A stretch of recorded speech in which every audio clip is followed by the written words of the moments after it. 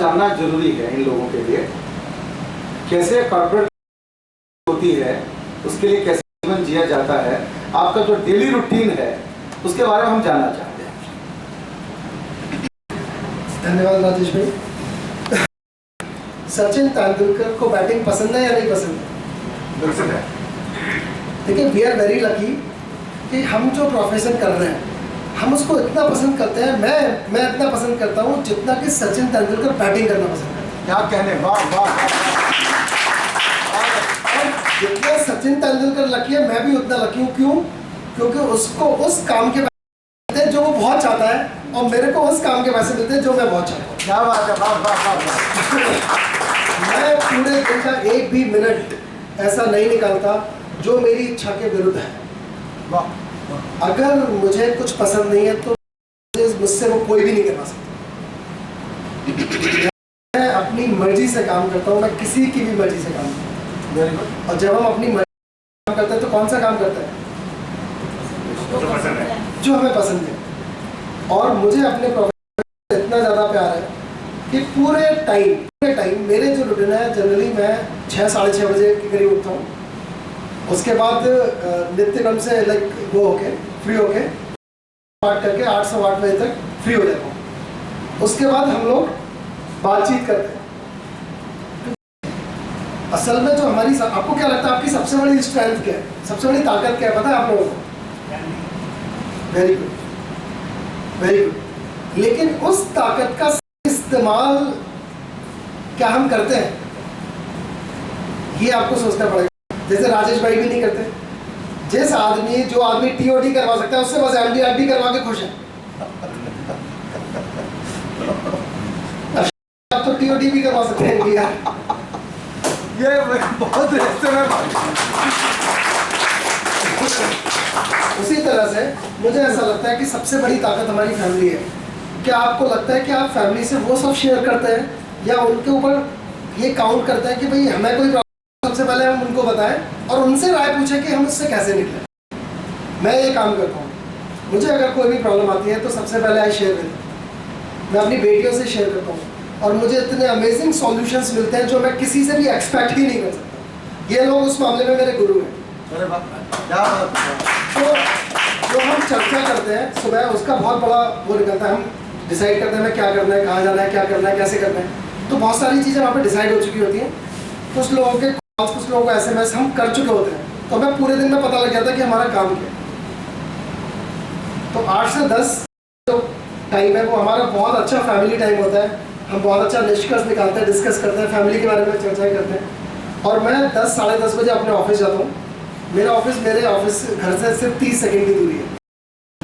मैं नीचे उतरा, बगल वाले टावर में जाके, तो वो मेरा ऑफिस है। तो मेरा जो टाइम है जाने आने का वो बहुत बचता है। और जाते ही मैं बहुत क्लियर होता हूँ कि मुझे क्या क्या करना है। लोगों को वो मैं काम देता हूँ। मैं ये सोचता हूँ कि वो काम जो मेरे अलावा कोई भी कर सकता है वो मुझे नहीं करना चाहिए। वो काम जो सिर्फ मैं कर सकता हूँ, जैसे खाना, वो मेरे यहाँ पे कोई भी नहीं खा सकता। लेकिन ब्रांच जाना, क्लाइंट को कॉल करना, उससे अपॉइंटमेंट लेना, फॉर्म्स भरना और ऑफिस का एडमिन संभालना, HR का काम करना, ये सब वो काम है जो हम किसी को दे सकते हैं। हमें ऐसा लगता है, जो मुझे भी लगता था IOE के कॉर्पोरेट कोर्स से पहले, कि पहले भैया पैसे कमाओ, उसके बाद स्टाफ रखो, उसके बाद ऑफिस लो और उसके बाद काम बढ़ेगा। ये उसी तरह से कि पहले खुशियाँ तो आए तभी तो मुस्कुराएंगे, पहले पैसे आए तभी तो बीवी को गिफ्ट करेंगे। लेकिन मुझे लगता है ये सब विपरीत है। जो हम सोचते हैं वो बिल्कुल विपरीत सोचते हैं। पहले आप स्टाफ रखिए, पहले आप बड़ा ऑफिस खोलिए, पहले आप अपने ऑफिस को बहुत अच्छा बनाइए, बिजनेस पीछे भागेगा। पहले आप अपनी बीवी को गिफ्ट दीजिए, पहले आप अपनी फैमिली को खुश रखिए, पैसे आपके पीछे अपने आप भागेंगे।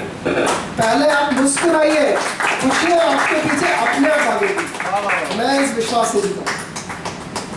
और 10:30 से लेके कब 7 बज जाते हैं दिन के, मुझे बिल्कुल भी पता नहीं चलता। मैं इतना बिजी रहता हूँ कि जो लोग मुझसे मिलने आते हैं, कई बार काफ़ी देर तक वेट करना पड़ता है। अरे वाह, क्या बात। लेकिन वो शर्म से कुछ कह भी नहीं सकते, क्योंकि वो देखते हैं कि ये आदमी जेन्युइनली बिजी है। यानी कि मैं जिसके साथ होता हूँ उसको भी मैं बहुत जल्दी कोशिश करता हूँ कि उसकी प्रॉब्लम को दूर करके नेक्स्ट व्यक्ति का नंबर। और मैंने LIC के लिए भी हमारे और बिजनेसेस के लिए भी सेकंड लाइन डेवलप करी है, जो क्योंकि मेरा प्लान था कि मैं 41-42 साल तक इस प्रोफेशन से रिटायरमेंट लेना चाहता हूँ। मतलब है कि मनी मेरे लिए ड्राइव ना हो, मैं मनी के लिए इस प्रोफेशन पे डिपेंड नहीं रहना चाहता, तो उसके लिए तब तक संभव नहीं है। जैसे फॉर एग्जांपल राजेश भाई हैं, जब तक वो अपने जैसे कभी पैदा नहीं करेंगे तब तक उनको खुद ही कविता पढ़नी पड़ेगी, और ये ऐसा जो उनके अलावा कोई कर नहीं सकता। लेकिन मेरे साथ ऐसा नहीं है, मैं चार्टर्ड अकाउंटेंसी प्रोफेशन में हूँ, फाइनेंशियल एडवाइजरी प्रोफेशन में हूँ। मैंने कोशिश करी है राजेश भाई अपनी सेकेंड लेयर डेवलप की, यानी कि अगर पंकज अग्रवाल 15 दिन के लिए फ़ोन बंद कर दे तो भी उसका ऑफिस वैसे ही चलना चाहिए जिस तरह से कि पंकज अग्रवाल का फोन अगर ऑन है तो। वाह वाह। और इसमें मैं 90% सफलता प्राप्त कर चुका हूँ। क्या बात, वाह। और वो 10% सफलता भी अगले 6 महीने में मैं प्राप्त कर लूँगा। हमने बहुत अच्छे लेवल पे हायरिंग और भी शुरू कर दी है। आज की डेट में अगर मैं देखूँ तो सारे प्रोफेशन को मिला के 45-50 लोग हमारे पास हमारे एम्प्लॉयज़ हैं। हमें पूरे भारत का ATM ऑडिट वगैरह का भी काम मिला हुआ है, तो मतलब बहुत सारे वर्क्स हैं जो हमारे चल रहे हैं। लेकिन ये संभव तभी हुआ है सेकेंड लेवल डेवलप। क्या आपको लगता है सेकेंड लेवल डेवलप करना चाहिए कि जहाँ आप वो करो जो आप चाहते हो, बस बाकी के काम वो करें जो आपको लगता है कि यार वो कोई और भी कर सकता है। सेकेंड लेवल डेवलप करने के लिए एक ही मंत्र है, ट्रस्ट ट्रस्ट एंड ट्रस्ट। जब तक आप पूरी तरह से किसी को काम नहीं दोगे तब तक सेकेंड लेवल कभी डेवलप नहीं हो सकता। आपने कोई काम दिया और बीच बीच में आप ही कहोगे यार नहीं नहीं ऐसे, यार ये तो तू गलत कर रहा है या ऐसे है, उसको एक बार मौका दो गलती करने का। जब वो गलती कर दे उसके बाद हमें देखना चाहिए, फिर बताना चाहिए देख ये गलती हुई है, तो आगे से वो गलती कभी नहीं हो सकती। लेकिन अगर हमने इंटरफेयर किया तो सेकेंड लेवल कभी डेवलप नहीं होगा, ये मैं समझ चुका हूँ। तो इस तरह से हमारा पूरा दिन निकल जाता है। मैं कभी नहीं देखता कि मेरा बैंक बैलेंस कितना है, मुझे कुछ नहीं पता होता। मैं वो तब मुझे किसी को पेमेंट करना होता है और तब मैं देखता हूँ तो मेरे पास बहुत पैसे हो रखे होते हैं, तो इसलिए मुझे कभी बैलेंस देखने की जरूरत नहीं। बैलेंस वो आदमी देखता है जिसके पैसे, जिसको डर है कि उसके कम होंगे। अब समझ लो मेरी बात। लेकिन मेरा पूरे दिन का फोकस सिर्फ क्या होता है, लोगों की प्रॉब्लम्स को दूर करना। जो लोग मेरे पास जिस उम्मीद के साथ आए वो पूरी करके जाए, मैं सिर्फ इसी पूरा दिन मेरा इसी काम में। और पैसे इज अ बाई प्रोडक्ट। जैसे तेंदुलकर बैटिंग करता रहता है, मैं पूरे दिन सिर्फ बैटिंग करता हूँ, पैसे तो अपने आप आते हैं। क्या बात, वाह। मजा आ रहा है कि नहीं आप लोगों को? लग रहा है? मैं थोड़ी देर पूजा जी से भी गुफ्तगू कर लूँ। पूजा जी, मैं इनको बार बार कहता हूँ कि सबसे पहले अपना HLD कंप्लीट करो, अपनी इंश्योरेंस परफेक्ट रखिए अपने पास। डिवाइस एंड औरों को पता है, खुद की इंश्योरेंस नहीं है। तो मैं ये जानना चाहता हूँ इस मामले में आपका इंश्योरेंस पोर्टफोलियो कैसा है, आपका इस पे कितना बिलीफ है इस बात की। अपने प्लानिंग पहले पहले खुद की करो, बाद में औरों की करो। मैं ये सवाल सबसे पूछ रहा हूँ, तो मैं जानना चाहता हूँ कि आप इस मोर्चे पर आप कहाँ तक पहुँचे हैं, और दोस्तों को बताइएगा प्लीज। देखो ये तो कैलकुलेशन का मामला आ गया, तो कैलकुलेशन ये साहब ही संभालते हैं। मैं तो केवल कंसेप्ट कुछ बताती हूँ। और अभी मैं इनसे डिस्कस भी कर रही थी कि जैसे हमारी प्रॉपर्टी है काफ़ी जगह फैली हुई है, इनको है कि थोड़ा पैसा आया इनको इन्वेस्ट करना है, ये एक पैसा मेरे को लॉकर में नहीं रखने देते। अभी जो डिमोनेटाइजेशन हुआ, पोल खुल गई सारी मेरी। वो तो कोई लेडी नहीं बची। और सच में इनको वही है कि वो बिलीव है कि इसके पास बहुत पैसा है, और रियली मेरे पास था भी बहुत पैसा। अब वो रहने दो, बहुत पैसा था, क्योंकि इनके पास कुछ भी कैश अमाउंट नहीं होता। और ये हर बार कहते रहते हैं कि तू कैश क्यों रख रही है, और मतलब अगर बस 4-5 लाख रख पक्का तू दे दे, लगा दूंगा तेरा। मैंने कहा आप लगा दोगे तो फिर वापस नहीं दोगे। क्योंकि सी है ना, बहुत कैलकुलेटिव है ये, और रियली एक मिनट का। और CA और अग्रवाल तो बहुत अच्छा था। फिर लास्ट जो दिसंबर था कि सारे पर्स, सारे लॉकर्स, सारे अपने जो गुपचुप स्थान थे, मतलब लिटरली बता रही हूँ, वो मूवमेंट इतना अच्छा था कि रात को बैठे हैं, मेरी बेटी पर्स खोल रही है और ये कर रही होगी, उसको पता था कि इसने छुपा के रखे होंगे कहीं ना कहीं। तो क्वेश्चन आपका? इंश्योरेंस पोर्टफोलियो कैसा है वो आप पंकज जी को दे दीजिए, ये बात करें। तो HLP का मैं नॉर्मली जब मैं क्लाइंट के लिए बात करती हूँ, HLP के लिए यही है चीज़ें कि जो एक्सपेंसेस हैं मैं इनको, जो मैंने अपनी एक शेयरिंग करी थी इनसे कि आपकी प्रॉपर्टीज़ बहुत सारी हैं लेकिन समथिंग हैपन अगर, तो मैं कहाँ प्रॉपर्टीज और कैसे वो मैनेज करूँगी। तो आप इस तरीके का इंश्योरेंस एक करो कि कम से कम जो एक्सपेंसेस और जो हमारी लाइफ स्टाइल है वो हमारी मेंटेन रहे, हमारी बच्चियों को जो एजुकेशन चाहिए वो मेंटेन रहे। तो वो कंसेप्ट जो शेयरिंग किया, तो जबकि मेरे मुंह से ये बात करनी अच्छी नहीं लगती है कि समथिंग हैपेंड बैड, तो लेकिन क्योंकि हम इंश्योरेंस फील्ड में हैं तो हमें ये समझदारी होनी चाहिए। मैं हर अपनी फ्रेंड से यही बात करती हूँ, क्या तुमने पूछा अपनी फैमिली में कि कितना इंश्योरेंस है या क्या आपके एक्सपेंसेस हैं, क्योंकि लेडी को पता होता है कि उसके एक्सपेंसेस कितने हैं मंथ के, क्योंकि हम मेरे संग जो भी सर्कल है वो नॉर्मली एक्सपेंसेस खुद ही बियर करती हैं, हस्बैंड से लेती हैं और फिर बियर करती हैं, उनसे बचाती भी हैं, सेविंग करती हैं। हम लेडीज़ के अगर देखा जाए ना एक ताकत है कि कितना भी देंगे खर्चा भी चलेगा, चाहे थोड़ा चाहे ज़्यादा, और उसमें सेविंग भी बहुत बढ़िया करते हैं। ये मैंने देखा है, जब भी मुझे कम देते थे पैसे शुरू में तब भी मैं सेविंग करती थी, क्योंकि वही है कि हम अपनी मदर से सीखते आए हैं कि जितना आया उसमें से कुछ पैसा निकाल के रख दिया। अब तो कैलकुलेटिव अगर देखिए 10% 20% ही निकाल के रखो, अभी कैलकुलेटिव हो गया, लेकिन हम एक नॉर्मली संस्कार के उसमें हम करते आए हैं इस चीज़ को। तो वही वो था कि दिसंबर में सारा पोल खुला कि इतने टाइम का इकट्ठा ये बोलते हैं वाह। तो इन्होंने संग फिर जीवन अक्षय कर दिया ना आपने मेरा, फिर इन्होंने जीवन अक्षय किया, तेरे लिए चलिए ये पैसा इस तरीके से इन्वेस्ट कर देता हूँ। बाकी HLP के लिए मैं चाहूँगी कि यही करें। देखिए मेरा जो इंश्योरेंस है वो 4 करोड़ रुपए है और इसमें से एक भी टर्म पॉलिसी नहीं है। अरे वाह, क्या बात है। मैं इस बात को पूरी तरह मानता हूँ कि जिस चीज़ को मैं बेच रहा हूँ अगर मेरा ही उस पर भरोसा नहीं हुआ तो मैं कभी नहीं बेच सकता। क्या कहने, वाह वाह वाह वाह, वंडरफुल। क्योंकि मैं झूठ ही नहीं बोल सकता मेरे साथ, इसीलिए मैं बहुत कम बोलता हूँ, क्योंकि ज़्यादा बोलूँगा तो झूठ बोलूँगा। सच्चाई कितनी सी होती है, सच्चाई तो फैक्ट्स है। आप कितना सच बोलोगे, मतलब सच तो बस एक ही लाइन है ना, बाकी सारे तो इधर उधर की बात है। 4 करोड़ का मेरा इंश्योरेंस है, इनका भी 2.5 करोड़ है। इनके इंश्योरेंस पे क्योंकि मैं बहुत ज़्यादा डिपेंड नहीं हूँ, क्योंकि ये फाइनेंशियली इनकी इनकम्स पे मैं डिपेंड नहीं हूँ, और आज की सिचुएशन में मेरी इनकम्स पे भी ये डिपेंड नहीं है। लेकिन क्योंकि हमारी 2 बेटियाँ हैं तो मेरी 186 पॉलिसीज हैं। आई थिंक 186 का गिनना बंद कर दिया था, वो लास्ट ईयर तक थी। 86 पॉलिसी पर्सनल है, एजेंसी में नहीं है। क्या समझ रहे हो? और 60 लाख रुपए, 60 लाख रुपीस का मैंने जीवन अक्षय लिया था पिछले साल। कहने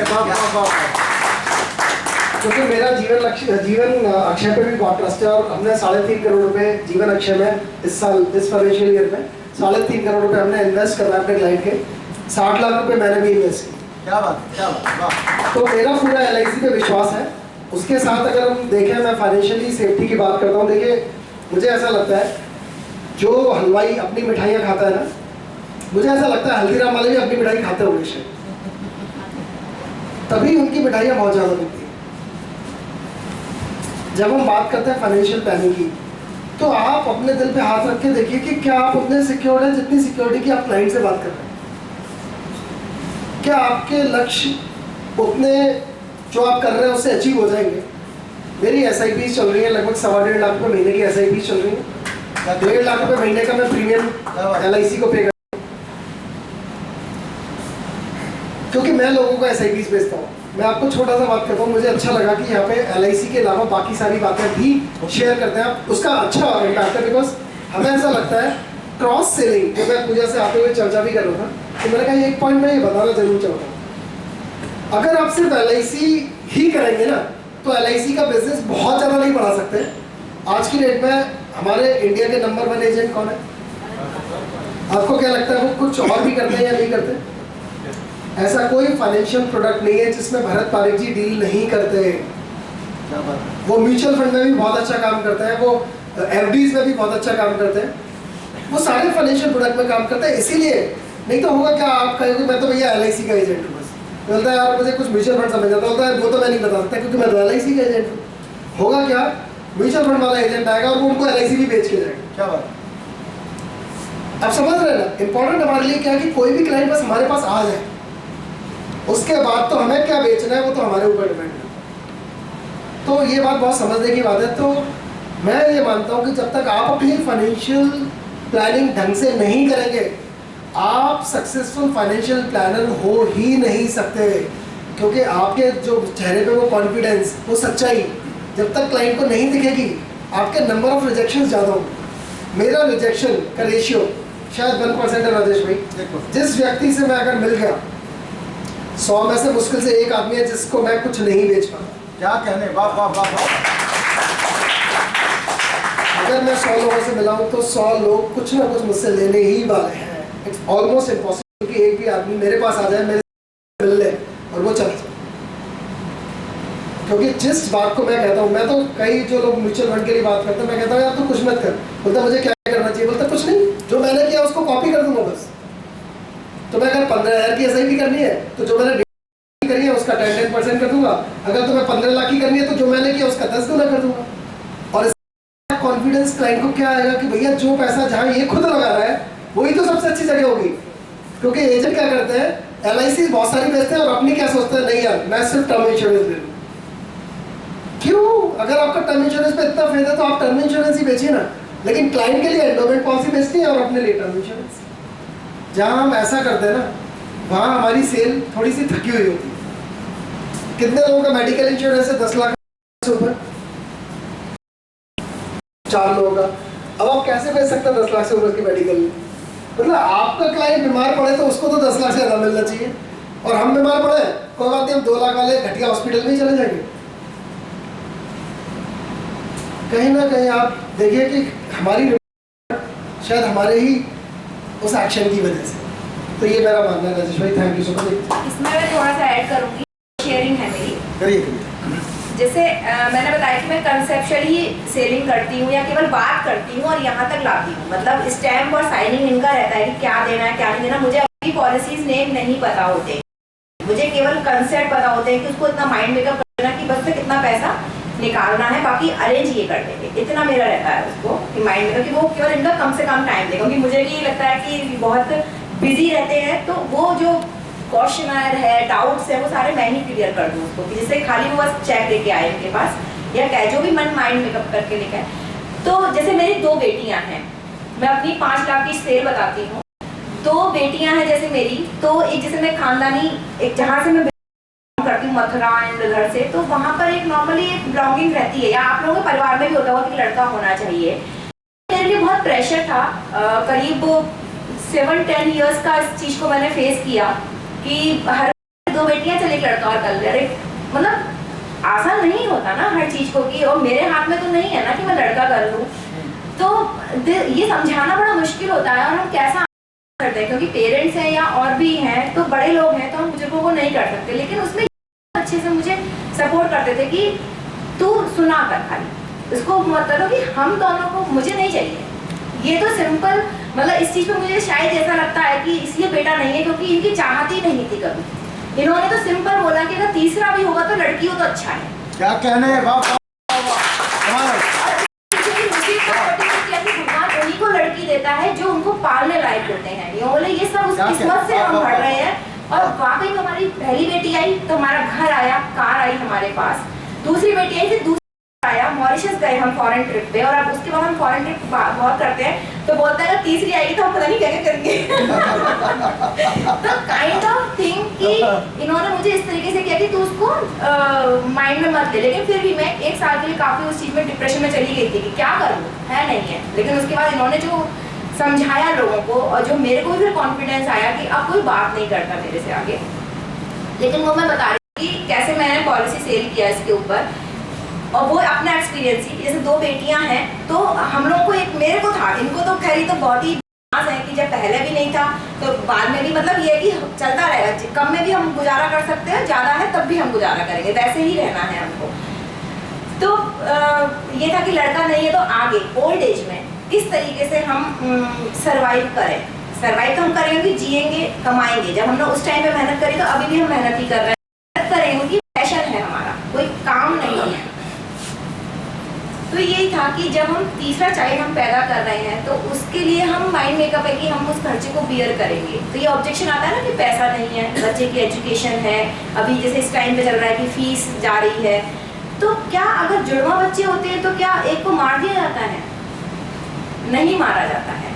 किसी का एक बच्चा है, किसी का 2 बच्चा है, अगर तीसरा बच्चा होता तो क्या मार दिया जाता? नहीं मारा जाता। और उसके एक्सपेंसेस आप ऐसा करते कि 2 बच्चों के अच्छे करते, तीसरे के नहीं करते, ऐसा भी नहीं होता। तो अगर हम एक ऐसा फाइनेंशियल चाइल्ड पैदा कर ले जिसकी आप, क्योंकि मेरा जो सर्कल है वो कहता है ना जैसा आपके पास वैसा ही सर्कल अट्रैक्ट, तो मेरे पास जो सर्कल है वो मेजोरिटी जो है वो 2 लड़कियों वाला है। तो 2 लड़कियों वाला मेजोरिटी होने से वो सेम हमारी इमोशंस हैं, हमारी सेम फीलिंग्स हैं जो हम फील करते थे।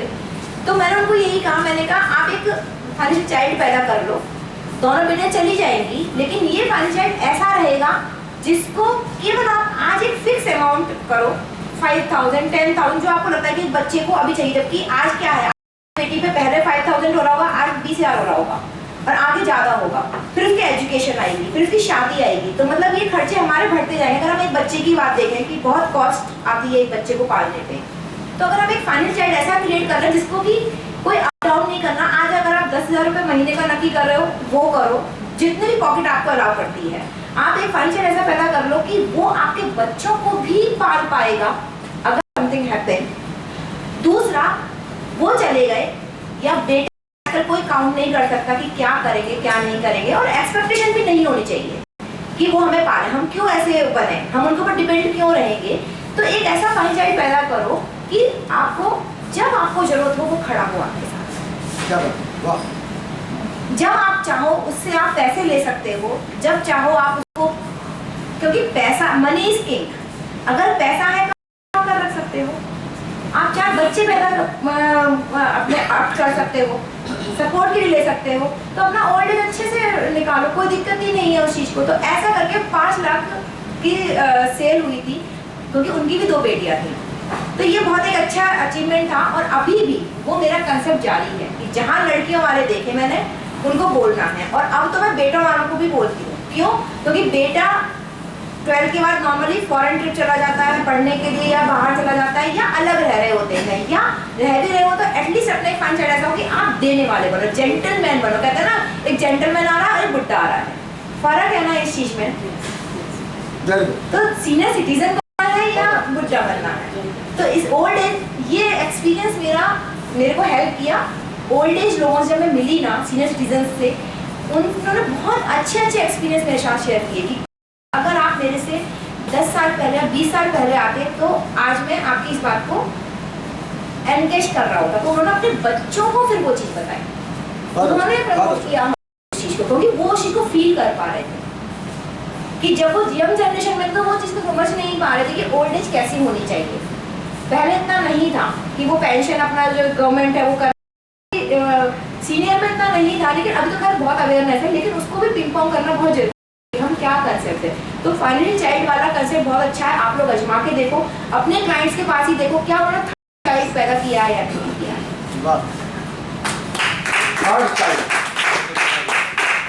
इतना अधिकृत हो गया आज के बाद सुन के। मोदी साहब कह रहे हैं बेटी बचाओ बेटी पढ़ाओ, क्यों बोलना पड़ा प्रधानमंत्री को कि इस देश के में बेटे के प्रति अति आकर्षण है।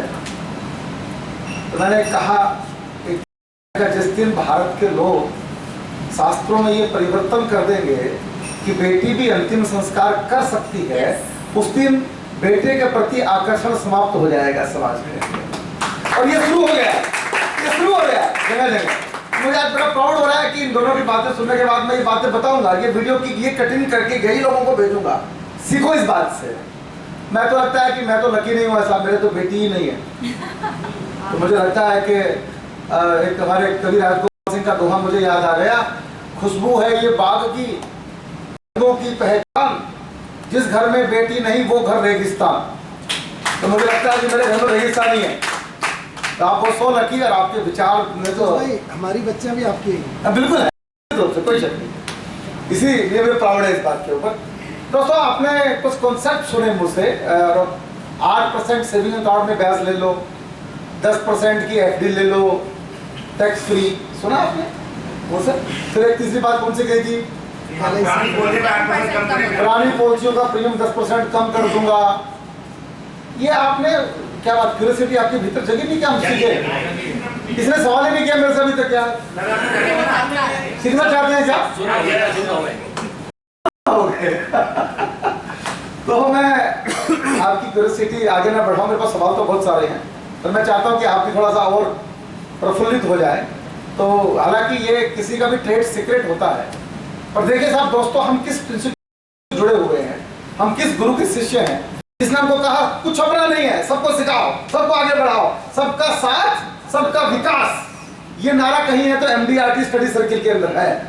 कोई बात ऐसी नहीं है तो मैं चाहूंगा कि पंकज भाई से थोड़ा सा इनका उपकार कर दे। आज साल की क्लोजिंग है, नए साल में ये भी इस कॉन्सेप्ट के ऊपर जानना चाहते हैं कि नहीं जानना चाहते हैं? तो फिर ताली नहीं बजनी चाहिए क्या? पंकज जी। धन्यवाद राजेश भाई। देखिए मेरा ये ऑब्जेक्ट जो आपको बताने का है आप कोई भी एलआईसी एजेंट दूसरे का कभी भी कॉम्पिटिटर नहीं होता। ये बात मेरे को 2006 में समझ में आ गई, मैंने आई ज्वाइन की। हम एक दूसरे के मित्र हो सकते हैं, हम कॉम्पिटिटर नहीं हो सकते। सबका अपना सर्किल है, सबके अपने क्लाइंट्स हैं। बल्कि मेरी लाइफ में एक दो ही ऐसी घटनाएं हुई हैं, मतलब आप देखिए 2001 से हमारे पास एजेंसी, आज 2017 है, 16 साल है, 2 ही बार ऐसा हुआ है कि वो जो क्लाइंट मिले वो किसी परिचित एजेंट के निकले। अच्छा। अदरवाइज ऐसा कभी नहीं हुआ। एक बार तो नीरज तिवारी जी और मतलब मैं जिस बंदे के पास गया था वो नीरज तिवारी जी के क्लाइंट। अच्छा। हाँ, तो ये यहाँ पे बैठे हुए इनको याद है? वो जनरल इंश्योरेंस देखा था नहीं सारा लाइफ मतलब बेसिकली ही वाज, वो जो आपको याद आ रहा होगा, वो जो अनुपम जी, सुभाष जी। तो मैं ऐसा मानता हूँ। और दूसरा मेरा उद्देश्य क्यों है ये सब चर्चा करने का, बिकॉज आप ही वो रिप्रेजेंटेटिव हैं इस समाज के जो बहुत सारे लोगों की लाइफ में कंट्रीब्यूट करना चाहते हैं। आप बताइए आपके क्लाइंट को 4% ब्याज मिल रही है और अगर उसको 8% मिल जाए तो उसके लिए कितना अच्छा है। और जब उसको ज़्यादा कुछ मिलेगा तो कुछ करेगा, वो कुछ ना कुछ समाज में योगदान ही देगा ना। तो अंतिम मेरा यही है कि वो भी समाज में योगदान करे जो आपकी मदद के बिना संभव नहीं है। तो मैं इसीलिए ये सारी बातें आपसे शेयर करना चाहता हूँ। तो जो 8% वाली बात है, तो एक प्रोडक्ट होता है उसको बोलते हैं म्यूचुअल फंड। सबने सुना है ना? म्यूचुअल फंड की 3 कैटेगरी होती है broadly, equity, debt and hybrid. Hybrid balance fund को बोलते हैं। इक्विटी जो मार्केट से पूरी है, डेट जिसका मार्केट से सीधा संबंध नहीं है, हाइब्रिड जिसमें आधा संबंध मार्केट से आधा नहीं है। तो जो डेट फंड है उसमें एक कैटेगरी होती है which is called very short term liquid fund. Liquid fund दोस्तों ऐसी चीज़ है, मैं आपसे पूछता हूँ कि अगर आपके पास एक हो और 4 दिन के लिए आए बस, आप क्या करोगे उसका? घर में ही रखना पड़ेगा, बैंक में ही रखोगे तो 4 दिन की FD भी नहीं होगी। और ये आप तो घर पे ही रखोगे उसका। कैश आया तो घर में ही रखना पड़ेगा। कैश कहाँ आता है 1 करोड़ रुपये? अच्छा,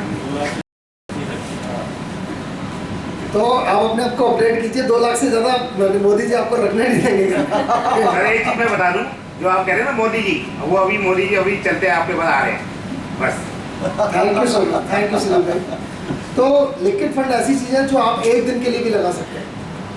आपने अगर 3 बजे से पहले आज 1 करोड़ रुपये लगा दिए और कल आप उसको विड्रॉ करते हैं तो भी आपको 1 दिन की ब्याज मिलेगी जो लगभग 7 से 8% के करीब होगी। क्या बात? 1 दिन की ब्याज। क्या बात? तो दोस्तों हमारे पास हर प्रॉब्लम का सॉल्यूशन अगर हुआ तो हम लोगों को ज़्यादा अट्रैक्ट